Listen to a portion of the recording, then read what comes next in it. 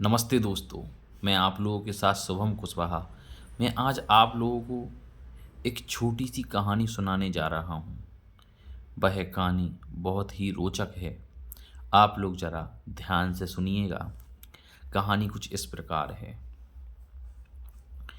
वह कहानी है आलस की, जो हम और आपके अंदर, सभी लोगों के अंदर रहता है। एक राज्य में एक राजा राज्य किया करते थे। वह राजा अपने लोगों से बहुत ही परेशान थे। कारण क्या था कि वहाँ के लोग कुछ भी काम नहीं किया करते थे। वह बस बातें मटोलते रहते थे, ना कुछ काम करना, कुछ भी काम नहीं किया करते थे। ना ना खेती करना, ना कोई घर के काम करना, बस खाते पीते रहते थे। लेकिन राजा इस बात को लेकर बहुत ही परेशान था। उसे समझ नहीं आ रहा था कि वह अपनी प्रजा की कैसे आंखें खोले। उसने अपनी मंत्रीगणों के साथ मिलकर एक योजना बनाई कि अपने प्रजा को वह कैसे सही रास्ते पर लेकर आए। लेकिन जब वह कुछ करने वाला ही था, तो प्रजाजन उनके पास आ गई और बोलने लगी, महाराज, हमें उचित स्थान दिया जाए। और वह अपने हक से बोल रही थी। उसे उसे कुछ आत्मग्लानि नहीं थी। वह बोल रही थी, हमें रहने के लिए उचित स्थान दिया जाए और खाने के लिए उत्तम भोजन दिया जाए और कुछ भी काम नहीं करवाया जाए। यह सुनकर राजा बड़ा आश्चर्यचकित हुआ। लेकिन उसके दिमाग में एक विचार बिजली की तरह कौंधा और उसने सोचा, हाँ ठीक है, आप लोगों की इच्छा पूर्ति की जाएगी। और उसने अपनी प्रजा को रहने के लिए उचित स्थान दे दिया, खाने के लिए उत्तम भोजन, और वह प्रजा वहाँ आराम से रहने लगी और अपना खाती पीती और वहाँ रहती और आपस में बातें करती और कुछ काम नहीं करती।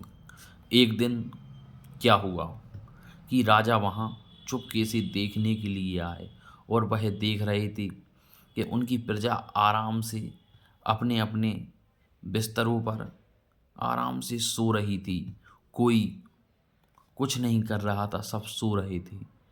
राजा ने अपने सिपाहियों को आदेश दिया कि जाओ, तुम इस प्रांगण के एक हिस्से में आग लगा दो। सिपाही ने उधर आग लगा दी। एक देखते ही देखते आग ने अपनी चपेट में एक हिस्से को ले लिया और इतना ही देख चीख पुकार मच गया। लोग इधर उधर भागने लगे, लोग डर गए और वो उधर से निकलकर भाग गए। बस दो लोग सो रहे थे। दो लोग सो रहे थे बिस्तर पर। उसने कहा, चीख पुकार मच रही थी। एक ने देखा ये क्या हो रहा है, तो उसने बगल वाले से कहा, अरे देखो भाई, जरा बाईं बाईं करवट लो और देखो क्या हो रहा है। उसने कहा, चुपचाप से सो जाओ, बगल वाले से। और बगल वाला भी चुपचाप सो गया। तो दोस्तों, इस कहानी का अर्थ होता है कि श्रोताओं को कुछ सीखने को मिले। दोस्तों, इस कहानी से हमें यह सीखने को मिलता है कि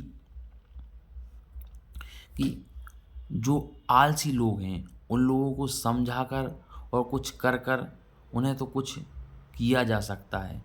लेकिन जो लोग बिल्कुल ही निष्ठुर और बिल्कुल ही हर चीज़ फ्री की चाहते हैं, उन्हें नहीं समझाया जा सकता है।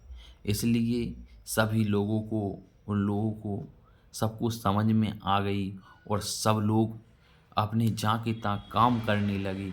और यह राजा देखकर बहुत ही खुश हुआ।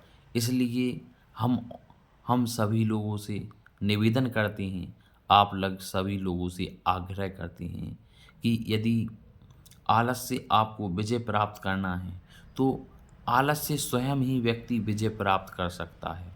इसके लिए हमें ये पता चल जाए कि हमारा ये आलस है तो आप खुद ही उससे लड़ सकते हैं, दूसरा और कोई कुछ नहीं कर सकता। अपने आलस से लड़ने की जिम्मेदारी आपकी है।